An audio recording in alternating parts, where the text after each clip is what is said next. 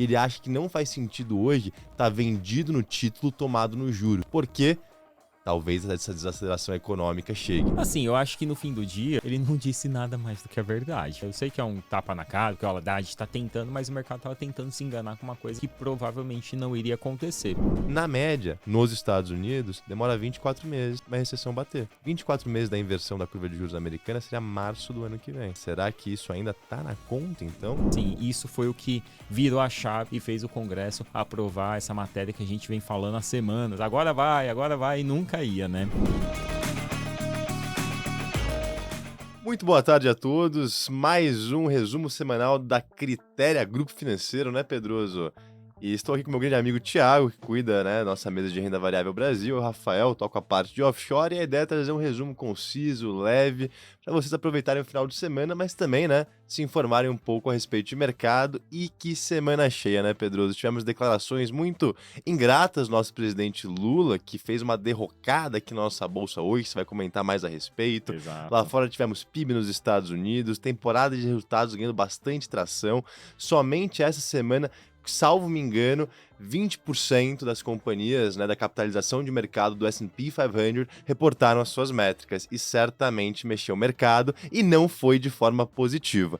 Trazendo um dado aqui, a máxima esse ano da Bolsa Americana foi no final de julho, quando o índice bateu 4.580 pontos. Desde então, houve uma queda de 10,5%. Hoje estamos em 4.110 pontos. Então, uma correção aí bastante acima da média, né, Pedro? A gente chama de correção quando cai de mais de 5% do pico ali ao piso e já caiu 10%. Né? Quando cai mais de 20%, é um bear market. Não chegamos lá ainda.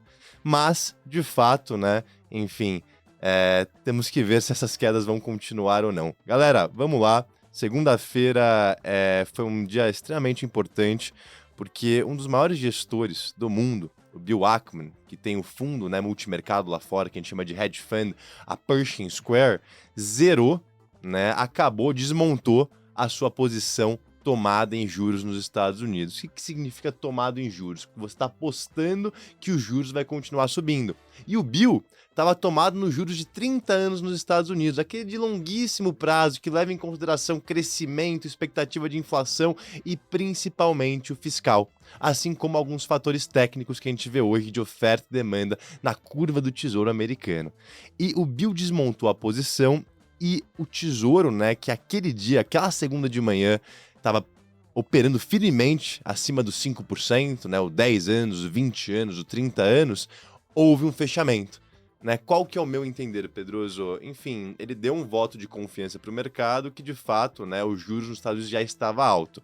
E por que ele desmontou essa posição, galera? Ele acha que tem muito risco no mundo. E ele acha que não faz sentido hoje estar vendido no título tomado nos juros. Por quê? Talvez essa desaceleração econômica chegue. Né? Lógico, tivemos um PIB de 4,9% para os Estados Unidos no terceiro trimestre, isso anualizado é coisa pra caramba, ficou acima da expectativa, vou comentar mais daqui a pouquinho, mas só porque tá forte o último trimestre, foi forte, perdão, não significa que vai ser forte à frente. Mas essa desaceleração não deveria ser ao contrário, trazer uma pressão sobre as taxas e fazer com que as taxas caem? Faz sentido Pedroso. isso? Por que ele desmontou então essas operações se uma desaceleração econômica traz a taxa de juros americana para baixo? Exatamente por causa disso. Ele estava tomado nos juros. Ah, ele estava comprado, Entendi que ele estava vendido, desculpa. Ele estava vendido no título. Estava vendido no título. No preço unitário. Isso. E tomado nos juros. É que lá fora eu acho que tem umas nomenclaturas diferentes comparado ao Brasil, né? Mas ele estava apostando que ia subir.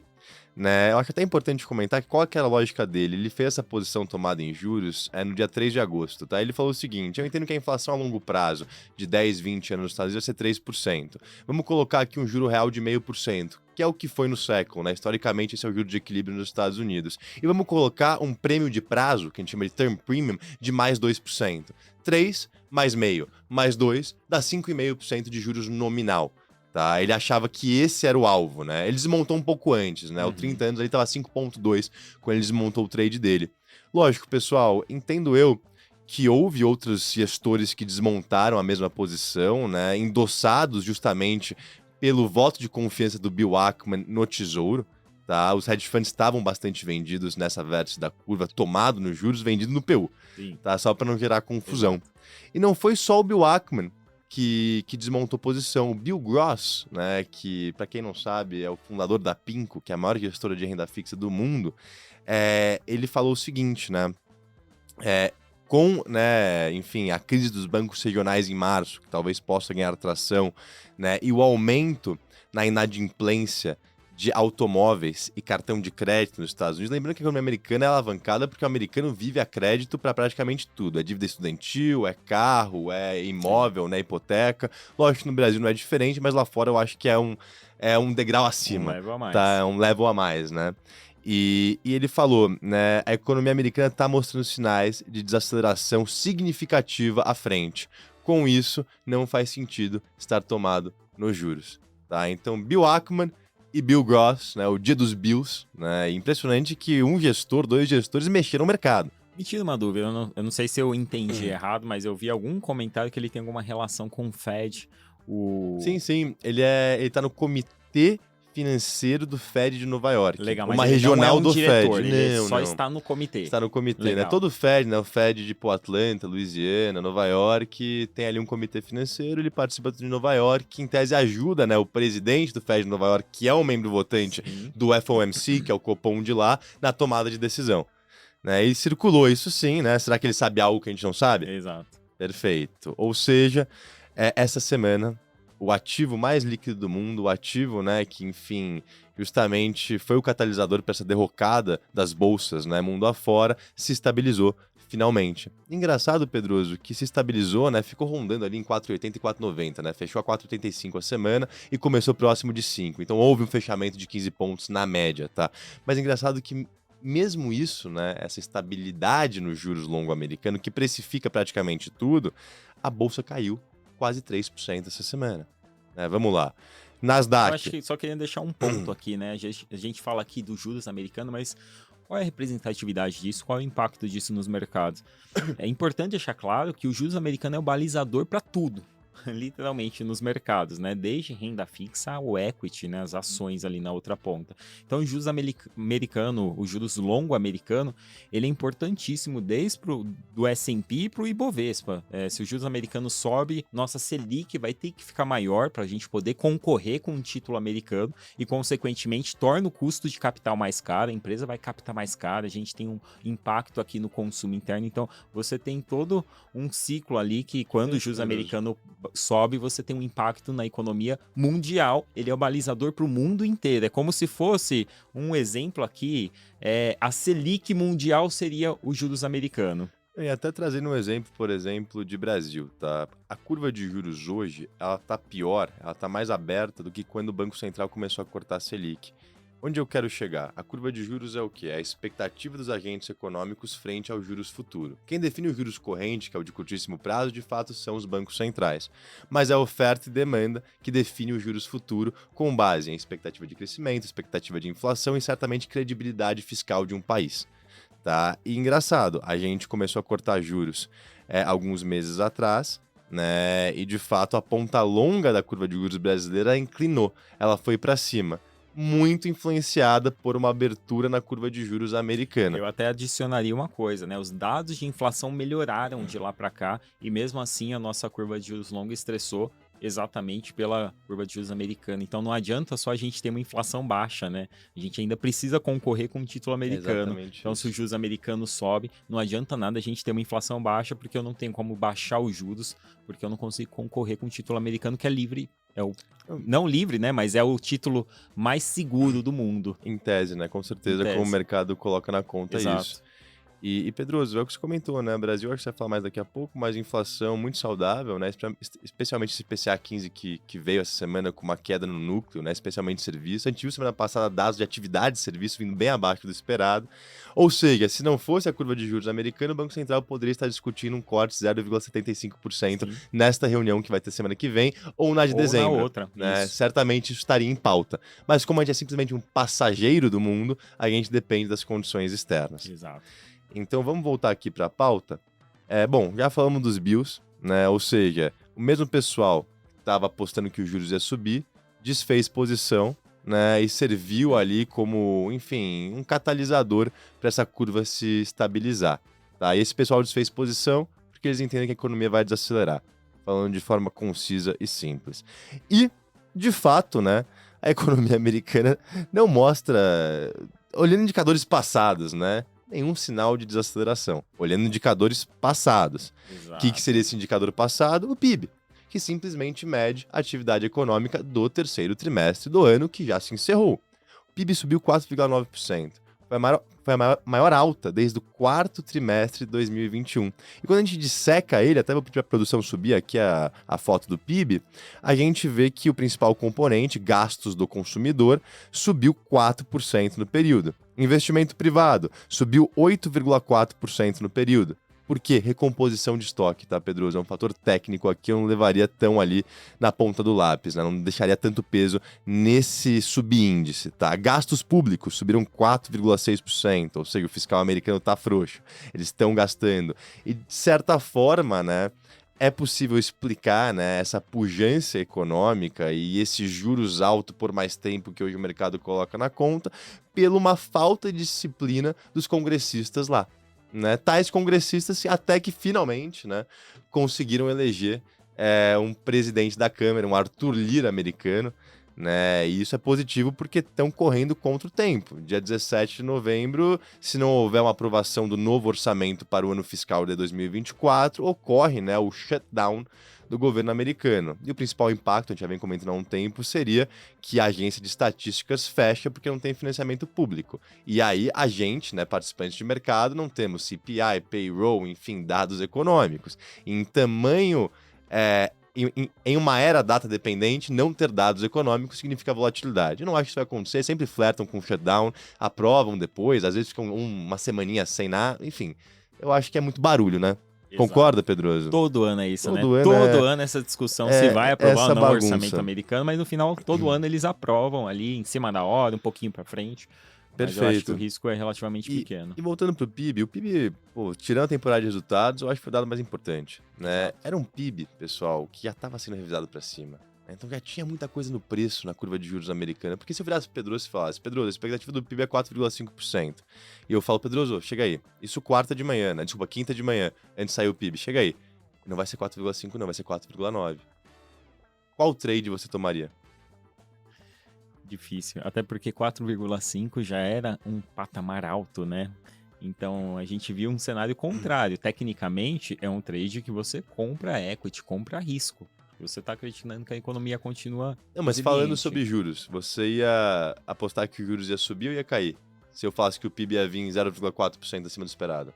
Olhando 40 pontos acima do esperado. Somente o PIB que os juros iria subir. É isso, né? Seria esse o trade. Exato. E não foi o que aconteceu. Na quinta-feira, ontem, que foi quando foi divulgado, né? Logo ali de manhã, saiu o PIB e a curva de juros fechou em 6 pontos. Até subo aqui o comentário do Tony Volpon, né? Enfim, ex-dirigente do Banco Central Brasileiro, que explica um pouco mais a respeito. Onde eu quero chegar? Posicionamento já estava pesado. Já tinha muita coisa no preço, né? Os agentes econômicos já esperavam ali uma pujança econômica, afinal, o mercado só fala disso nas últimas semanas, né? Como a economia dos Estados Unidos está quente, lá, tá? Então é importante ressaltar essa questão. E aí, Pedroso, quero mostrar um gráfico aqui muito importante, porque o PIB ele é um ótimo indicador para medir a atividade passada. Quando a gente olha para frente, é outra história. E talvez eu interpreto dessa forma. Os participantes de mercado olharam e falaram, pô, o que puxou o PIB? Puta, foi o consumidor. Esse consumidor tá saudável olhando para frente? Parece que não. Por que não? Voltou a dívida estudantil americana, né? Então, o americano médio tem que pagar agora mais ou menos $300 por mês para arcar com sua dívida estudantil, algo que tinha uma carência no passado, né? Fazia mais de 2 anos que eles não pagavam isso, desde a pandemia. Se você olha, né, a inadimplência de dívidas automobilísticas. Pô, comprei um carro financiado, tá em 6% na inadimplência. Esse é o maior nível desde 1994. Tá? E aí eu subo o gráfico que mostra os meus 2 indicadores, eu acho, favoritos, para talvez explicar uma certa desaceleração à frente, para talvez explicar por que o Bill Ackman desfez a posição tomada em juros e o Bill Gross está com medo de uma desaceleração econômica, né? 2 gestores super famosos. Primeiro, taxa de poupança, em verde.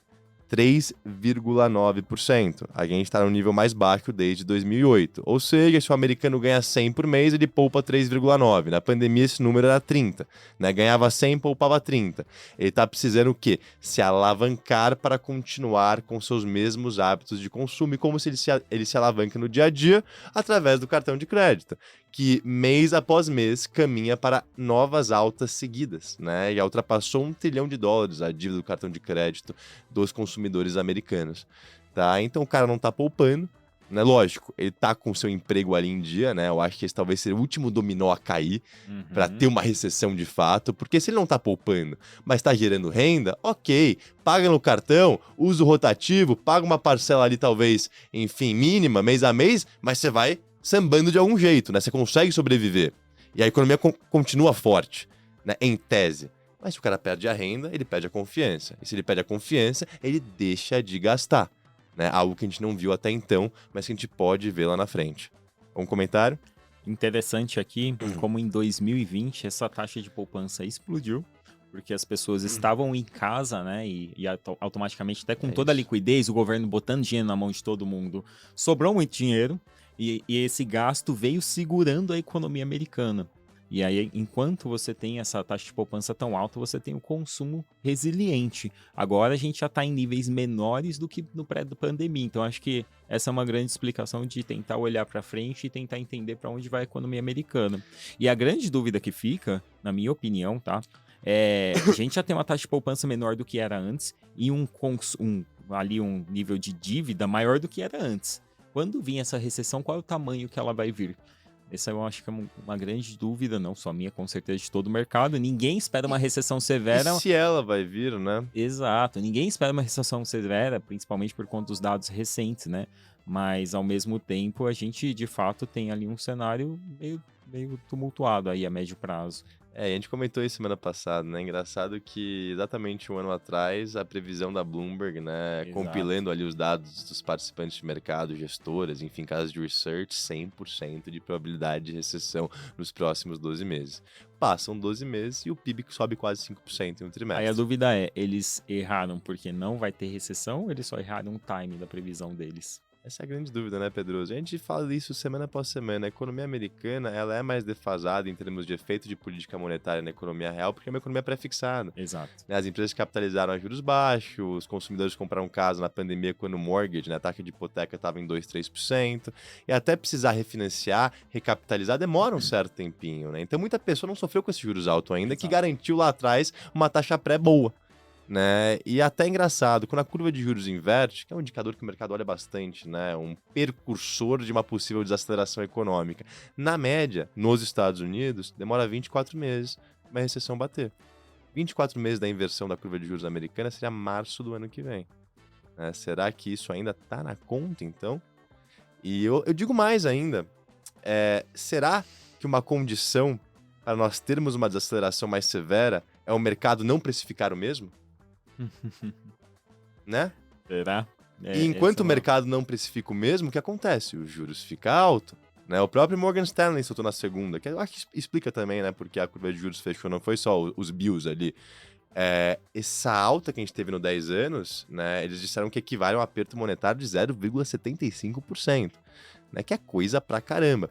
E é legal, e eu acho que eu concordo, porque não é o juros corrente que bate na pessoa que toma crédito. É o juros futuro, é o juros longo. Pô, pega um crédito há 5, 10, 20 anos, não pega um crédito a um mês. Até um exemplo, né? Aqui, muito claro, no Brasil, né? A gente viu os juros aqui no Brasil chegar a 2,5%, se não me engano, 2%, eu não me lembro de cabeça. Mas me explica aí alguém que conseguiu tomar um crédito a 2%, porque o banco se baliza na projeção futura de juros e não no que é a Selic naquele momento. Isso, perfeito. Não, perfeito, Pedroso. Bom, galera, com isso eu acho que eu encerro a parte macroeconômica. Queria entrar aqui na temporada de resultados, né, que a gente não pode descartar.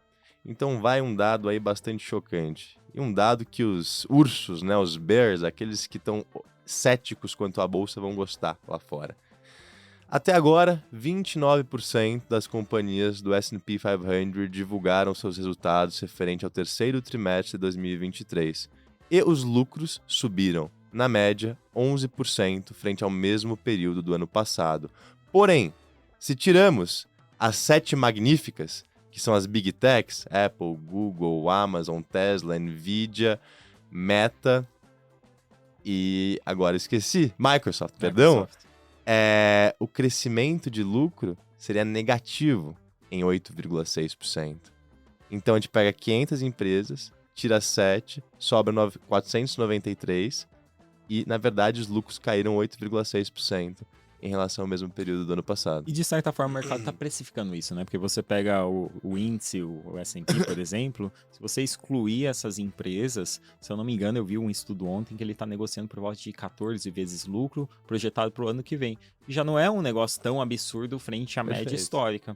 Então, talvez, com lucro para baixo, você ainda tem que ajustar mais isso, porque a projeção piora lá na frente. E com isso, a grande pergunta que fica, né, Pedroso? Esses ativos que estão negociados com múltiplos bastante ricos, que são as 7 magníficas, as Big Techs, estão precificados à perfeição, elas vão contribuir olhando para frente ou elas vão ser uma detratora de performance? Os dados desse resultado que está saindo agora estão sendo mistos, né? Mistos, mas mais pro negativo em termos de reação de mercado. Exato. Né? E aí, o que a gente teve? Começamos a semana na terça-feira, pós-fechamento, com Microsoft e Google.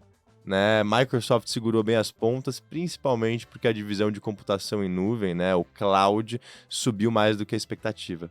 Subiu 29%. A expectativa era 26% ano a ano. Isso é coisa pra caramba. E lembrando que o cloud, né, é a área mais rentável de uma empresa, né, dessas Big Techs. É a área que tem a maior margem. Então o mercado olha com muito carinho isso, porque qualquer crescimento mais exponencial em receita aumenta muito o lucro, né, a rentabilidade dos acionistas. E a Microsoft superou lucro, superou receita e principalmente cresceu mais no segmento cloud. A ação começou subindo uns 4% ali, né, quando abriu o mercado na quarta, né, e acabou, né, subindo 2,5%, vai para fechar, perdeu um pouco de força. E aí a Google, por outro lado, cara, que resultado da Google, eu achei, pessoalmente, né. Pô, subiu o lucro em 45% ano a ano, subiu receita também em 2 dígitos, superou o consenso de mercado. A divisão de anúncios da Google, que é o carro-chefe, né? Ela é uma empresa de marketing no final do dia, a Google, engraçado, né? Igual o Facebook, por exemplo. Foi fenomenal, né? YouTube, fenomenal também. O que pesou? O Google Cloud. Hoje tem 3 principais competidores nesse segmento de cloud, né? A gente tem a AWS, que é da Amazon, a Azure, que é da Microsoft, e o Google Cloud, o nome diz por si só. E cresceu menos do que o esperado. Então, uma simples falha, né, em uma linha de negócio fez a Google cair 10%.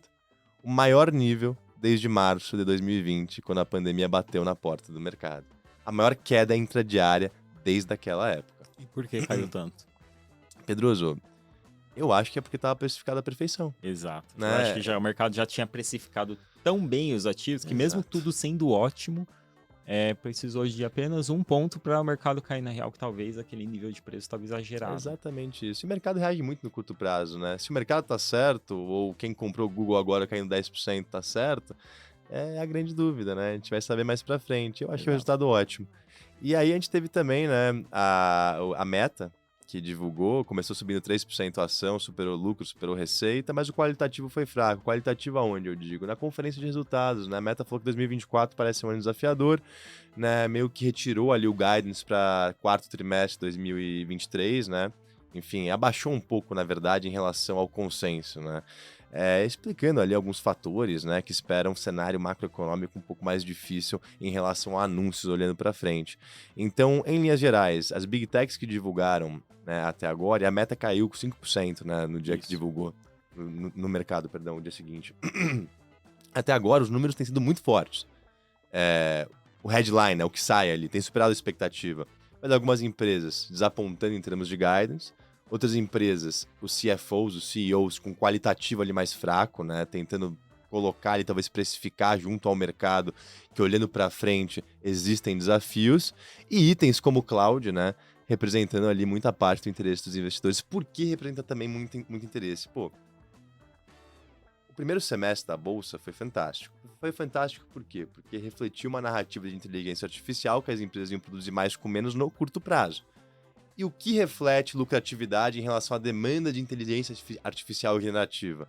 A divisão de nuvem das respectivas empresas. Se eu e o Pedro, a gente quer fazer um aplicativo de inteligência artificial que, enfim, vai pegar a foto de alguém e transformar num filme da Disney. né? Até tá circulando isso nas redes sociais, né? Eu preciso de poder computacional. Eu preciso de armazenamento de dados. E eu uso o quê? O cloud da Amazon, o cloud da Microsoft. E esses clouds, eles são empoderados por o quê? Pelo GPU, que é o chip da NVIDIA, né? Então você vê que tem toda uma cadeia. E tanto Microsoft como Amazon, que eu vou entrar agora em detalhes, deram aula em cloud. Google ficou um pouco para trás, tá? Amazon, enfim, números fantásticos, a ação reagiu bem. Então, como o Pedroso comentou, bem misto, né, Pedroso? Bem misto. Bem misto, mas em linhas gerais, mais uma semana difícil para a Bolsa. Segue-se uma tendência. Lembrando que, né, enfim, tá num ponto técnico bastante interessante a Bolsa Americana. Eu não sou grafista. Chegou a olhar as médias móveis, etc, ou não? Poxa, não olhei. Mas depois a gente pode Mas eu trazer vi que, isso. enfim, boa parte das empresas ali que negociam estão abaixo da média móvel de 200 dias e o índice ficaria abaixo da média móvel de 200 dias se perdesse ali os 4.000 pontos. 3.970, alguma coisa assim. Então é um ponto, né, para aqueles que estão talvez interessados em entrar comprando, ficar de olho, né? S&P abaixo de 4.000. Meus amigos, não sei se é toda hora que a gente vai ver isso não, né? Ótimo. Terminamos a parte internacional. Terminamos, Pedroso. E começando o Brasil, Ibov essa semana conseguiu se segurar, fechou em 0,14 positivo. O dólar ainda caiu um pouquinho, caiu 0,31%. Antes de falar o que aconteceu, né? Vamos aqui para o Boletim Fox rapidinho. Acho que o principal da semana foi a queda no IPCA, né? O IPCA, o Boletim Fox mostrando que os analistas prevê ali que o IPCA deve fechar por volta de 4,65 no ano. Eu já tinha comentado semana passada, né, que isso deveria acontecer, mas já dentro da meta de inflação, e aí já um pouquinho abaixo do teto, que é 4,75%, eu acho que essa é a principal mudança aqui no Boletim Fox, o restante é tudo marginal.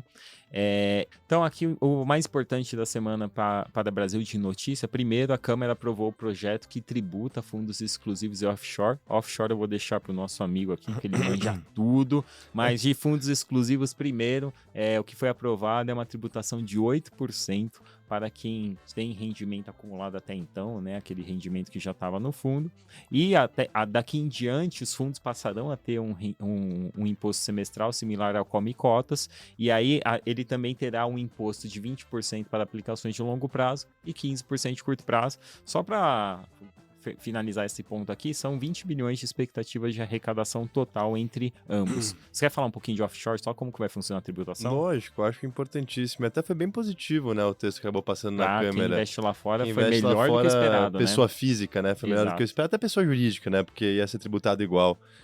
Galera, até então, a discussão era a seguinte: a principal mudança, né, pro mero mortal, pra pessoa física que tem um dinheirinho lá fora.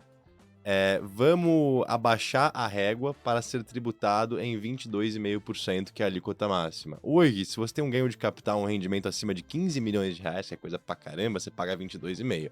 O resto paga 15%. Né? E a reforma queria, no final do dia, né, que rendimentos anuais a partir de 50 mil reais, quando convertidos, né, para nossa moeda, fossem tributados em 22,5%. Acabou que não passou isso, essa progressividade na tributação da taxa ficou de fora e é fixa em 15%. Né? Então, diferente do Brasil, que tem uma tabela regressiva nos rendimentos de renda fixa, lá fora, independente do prazo, a tributação acaba sendo 15%. Tá? Que não é nada mal. E a principal mudança, né, de onde vem a grande arrecadação do governo dessa reforma é na parcela das entidades controladas, né? Ou seja, aquela empresa offshore em paraíso fiscal que foi constituída para ter o diferimento. Né? Enquanto você deixava o dinheiro dentro da empresa, você não precisava pagar imposto. O fato gerador do tributo era uma distribuição de lucro da companhia para os seus acionistas. Ou seja, eu podia comprar a Apple 10 e vender a 100, se eu deixasse na empresa, eu não era tributado. Né? Não é à toa que tem famílias, né, que há 20 anos não pagam imposto, passaram a empresa para a segunda geração e continuam diferindo. O Brasil é um dos únicos países que permitiu isso, tá, hoje, pessoal. No passado era comum, mas foi acabando essa regra para a maioria. Então, esse é o objetivo. Eles querem aniquilar isso. Foi aprovado na Câmara com ampla maioria, né, muitos votos acima, e agora vai para o Senado. Se de fato for aprovado, o Lula sanciona. Se tiver mudança no texto no Senado, volta para a Câmara, tem que ser aprovado e recomeça o processo, tá? Entra em vigor a partir do ano que vem, se for aprovado esse ano, né? Então, para aqueles, né, que contam com diferimento fiscal hoje, o golaço seria aprovar ano que vem, né? Porque aí só entra em vigor em 2025, ou seja, a apuração só acontece em 2026. Você acha improvável? Acho improvável. Acho que essa matéria ela vai ser aprovada esse ano. Concordo. E aí tem um motivo também, tá? O Congresso ali tava meio reticente, tava difícil de aprovar. E o que mudou, virou a chave, né? O Lula, ele demitiu a Rita Serrano, que é a atual presidente da Caixa Econômica, e colocou lá o Carlos Antônio Vieira como substituto, que é um aliado de Lira. E aí você pensa, poxa, só colocar um presidente da Caixa Econômica, né? Caixa Econômica é um banco gigante que pode fazer empréstimos para aliados, para empresas próximas. Então, assim, você tem toda uma relevância ali que pode ser utilizada a Caixa, mas de qualquer forma, assim, isso foi o que virou a chave e fez o Congresso aprovar essa matéria que a gente vem falando há semanas. Agora vai, e nunca ia, né? Então, mas eu acho improvável, eu acho que muito provável que essa matéria passe esse ano, assim como a reforma tributária, eu acho muito provável que vai ser aprovada esse ano ainda. E até mais um adendo, Pedroso, para os brasileiros, né, pessoa física, indivíduos que investem lá fora, hoje a base do tributo é mensal, né? Ou seja, se obtive um ganho de capital em determinado mês, a minha responsabilidade como contribuinte é pagar os 15% até o último dia do mês subsequente.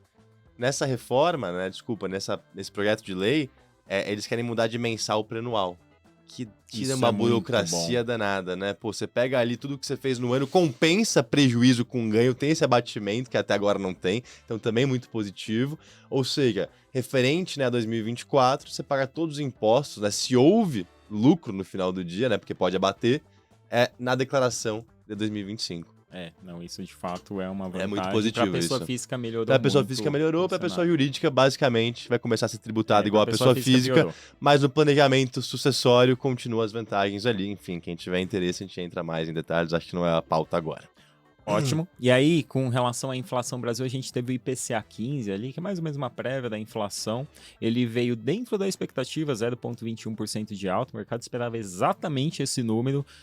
Foi melhor do que o mês anterior, que tinha dado 0,35%, mas aqui ele mostrou desaceleração na inflação dos núcleos e serviço, né, que são pontos importantes que o Banco Central olha, principalmente serviços, mas nos núcleos também mostrando desaceleração. Então, dado positivo de IPCA, no dia que saiu foi bom, o mercado acelerou alto, a gente viu ontem, o mercado subiu ali 1,7%, se eu não me engano, mas o Ibovespa acelerou uma alta forte, principalmente porque saiu o IPCA, a gente teve ali um cenário mais benigno com relação à guerra, a gente teve o resultado da Vale, a Vale veio com um resultado positivo também.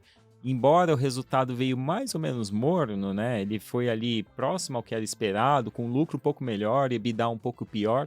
A Vale ainda assim surpreendeu porque ela divulgou um dividendo extraordinário bem relevante. Isso fez com que o papel puxasse ontem. E a gente viu o mercado ontem subindo forte, né? Com esse dado do IPCA, também com o resultado da Vale e com a aprovação das propostas das matérias de pauta econômica lá no Congresso.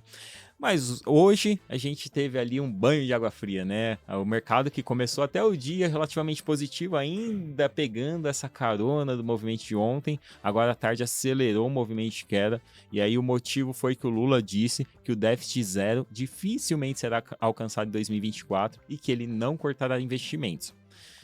A avaliação das casas foi um pouco mista, tá? Tem casa que falou: eu já sabia disso. Não mudou nada, não tem né? nenhuma novidade. Eu já sabia que não ia ter déficit zero, que ia ser algo entre 0,5% a 1% de déficit o ano que vem. Então, ok. Teve outras casas que fez uma avaliação de que, além do cenário de não ter déficit zero que eu já esperava, o Lula deixou meio que claro que ele pode aumentar os gastos. Então, acho que foi uma avaliação meio pouco mista. Acho que é importante agora ver como que vai ser a fala ali do ministro da Economia, o Haddad, e toda a sua equipe com relação a isso, como que ele vai tentar apagar esse fogo, ou se não vai tentar. Eu acho que foi um tapa na cara do Haddad, né? Pra que o Lula vai falar isso? O Haddad tá ali, pô, empenhado com a meta fiscal, surpreendeu os céticos, né? Eu acho que é a ala mais razoável do PT, né, em termos de espectro esquerda-direita, dentro de um partido que é inerentemente de esquerda, né? Ele tá mais pro lado direita, né? Engraçado falar isso. Mas, pô, Lulão, vai soltar uma dessa, né? Mercado reage, né, Pedroso? Pro Lula, o eventual rombo de 0,25% a Não muda 0,50% nada, no né? PIB de 2024 não é praticamente nada. Assim, eu acho que no fim do dia, ele não disse nada mais do que a verdade, porque a gente já sabia desse cenário, né? Eu sei que é um tapa na cara, que o Haddad está tentando, mas o mercado estava tentando se enganar com uma coisa que provavelmente não iria acontecer. O que eu acho que o mercado não gostou, Pedroso, é que volta um pouco aquele temor do início do ano, né? Que foi bem amenizado, né, nos últimos meses. Lembra quando o Lula falava bastante besteira, o dólar bateu 5,50 eu acho somente em que esse é o grande discurso, em problema mesmo. retórica, o PT ali estava bem dividido, estava difícil governar, né? Tava difícil achar um consenso. E essa governabilidade vem ganhando, né, certas melhorias, né, desde então. Enfim, acho que volta ali esses temores. No fim, assim, era pra gente ver o Ibovespa subindo essa semana por volta de 1,5%. Hoje o mercado teve uma queda mais relevante ali, né? O Ibovespa caiu 1,3%.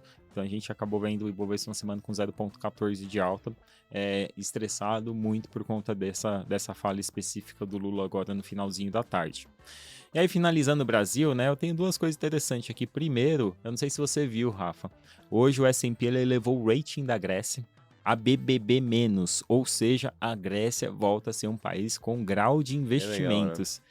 Então, mas olha esse dado que interessante, né? A Grécia hoje tem uma dívida PIB de 168%. O auge dela, que foi 209% de dívida versus PIB, foi lá em março de 2021. Então, houve uma melhora, né? Lógico que a agência de rating avalia vários critérios, mas a gente ainda vê um país bem endividado, com um cenário estranho. Será que faria sentido pensar num país com grau de risco, né? A gente fala do Brasil ali com 70, 80% de dívida PIB. O que aconteceu na Grécia é que eles fizeram muitas privatizações e reformas pró-mercado. Né? Isso ajudou no crescimento e diminuiu o gasto. Né? Eu acho que talvez estão já aumentando esse rating com base em uma expectativa futura. Exato. Né? Provável que sim, mas foram reformas pró-mercado. O time, né? Que fizeram. Enfim, e também eu acho que o grande ponto aqui, que eu acho que é de fato isso, que se a Grécia não estivesse onde ela está, como um país que faz parte da União Europeia, ela não teria o grau de investimento. Então acho que esse é o game changer ali, é o que de fato muda o jogo para a Grécia. O engraçado de União Europeia, né? Pô, você tem um banco central que define os juros de 19 países diferentes e cada país tem uma política fiscal independente, né? E geralmente a política fiscal tem que ajudar a política monetária e vice-versa. Então é uma grande bagunça, né? Eu acho que não tem muito como dar certo, sendo super honesto. Eu sou muito pessimista com a Europa em termos de investimento. Gosto do vinho e da comida. E das paisagens. É um lugar maravilhoso. Veremos, mas esse Velho pessimismo é uma coisa que eu ouço desde que foi formada a União Europeia. Mas ainda a bolsa de lá, se você pôs tudo nos Estados Unidos, você outperformou muito, né? Mas eu acho que você também tem uma questão demográfica, tem vários fatores que vão contra a Europa, além da questão da União Europeia, né? Então é difícil fazer uma avaliação só olhando esse cenário, porque a gente viu, por exemplo, a Inglaterra sair da União Europeia e mesmo assim você viu um cenário complicado lá na Inglaterra depois do Brexit, né? Não, a análise que eu fiz agora é raso. Explica uma parte da bagunça que é lá, mas tem muita coisa que vai além, né? Tem muitos fatores. E aí, só para finalizar, eleição na Argentina, a gente falou semana passada, né? A gente teve ali o Massa, que é o candidato mais pró-governo, o governo atual da Argentina, saindo na frente com 36% dos votos. E o Milei, que é o outsider, que é o Bitcoiner, saindo com 30% dos votos. Chegando agora no segundo turno, as pesquisas mistas. É até estranho, né? Porque tem uma pesquisa que tá dando o Massa muito na frente, a outra tá dando os dois encostadinho ali, com empate técnico. Mas a terceira colocada, né, que é a Buric, ela acabou anunciando que vai apoiar o Javier Milei, que é o candidato mais outsider ali, é o candidato mais de direita no segundo turno da eleição, e de fato ela teve uma quantidade razoável de voto, poderia mudar o jogo. Eu não tenho esse número na cabeça, mas ela ficou por volta de 20 e poucos %. Não tenho o número exato, tá? Sim, a eleição lá foi muito apertada, né? O Massa ficou com 36, o Javier ficou com 30 e ela ficou com 20, 26, alguma coisa assim. Esses eleitores migram pro Milei, né? Que ela anunciou apoio. Ela anunciou apoio. Então vai ser uma eleição concorrida e tem uma chance do Milei de fato levar ou não, mas de qualquer forma vai ser uma eleição bastante concorrida. A Argentina, que é o voto ainda em papel, né? Eu acho que o argentino também que vota no Massa, ele tem muito medo de perder os subsídios atuais, né? Que talvez no D0 seria ruim pro bolso dele, mas enfim, se faz... Porque, vamos lá, quem que é o Massa? Ele é o ministro da Economia da Argentina. Exato. E a Argentina tem uma inflação de 140% e um juros de 130%. Né? Tem um juro real negativo ainda, né? Engraçado isso. Então a economia não tá bem. E, esse cara ser eleito, né, é curioso no mínimo. É, veremos. A Argentina É é um muito país... polarizado também, nunca tem o cara do centro, né? Ou é infelizmente. cara esquerdo, ou é muito direito, enfim. É que eu acho que as condições Desconsiderem aqui, políticas levaram a essa É condição, né? Um isso, é populismo isso. extremo de um lado, e aí você É tem muito o extremo, polarizado, então né? você tem... É algo inerente É difícil à puxar política da América eleitor. do Sul, eu vou É. dizer. É algo mais ou menos comum na América do Sul, É isso, é infelizmente. isso, é isso. E até teve o Banco Central do Chile, né, Pedroso? Exato, Essa cortou semana, não juros. teve? Cortou menos do que a expectativa, né? A expectativa era um corte 0,75, cortou Cortou meio. 0,50. E a resposta foi muito positiva no mercado. A moeda decolou, a bolsa também reagiu muito bem. E o Banco Central Europeu manteve, tá, pessoal? Então a gente já começa essa semana com a decisão, né, dos bancos centrais. Semana que vem vai ter o Fed, que eu acho que vai ser um não evento, né? Já tá 100% praticamente de Precificado. chance que mantém ali. Lógico que a fala importante vai ser a do Powell, né? Mas acho que ele vai falar e nada dizer, né? Enfim, repetir a retórica que ele vem falando de data dependente, alto por mais tempo, inflação é a principal meta e por aí vai. E não podemos esquecer que semana que vem a gente conclui as Big Techs com a divulgação de Apple. E logo depois, né, mais pro final, 3 semanas pra frente, vai ter a queridinha do mercado esse ano, que é a Nvidia. Né? Então pode deixar que a gente vai estar aqui informando vocês, né? Não deixem de dar o like aí, enfim, deixar um comentário carinhoso para nós. E a gente deseja, né, um excelente final de semana em família. Agradecemos a todos, né, que de fato tomaram tempo e escutaram um pouco das nossas análises, né? Às vezes um pouco malucas, mas preparadas, enfim, com muita atenção e carinho para vocês, tá? Obrigado, pessoal. Uma ótima tarde, um ótimo final de semana para todo mundo.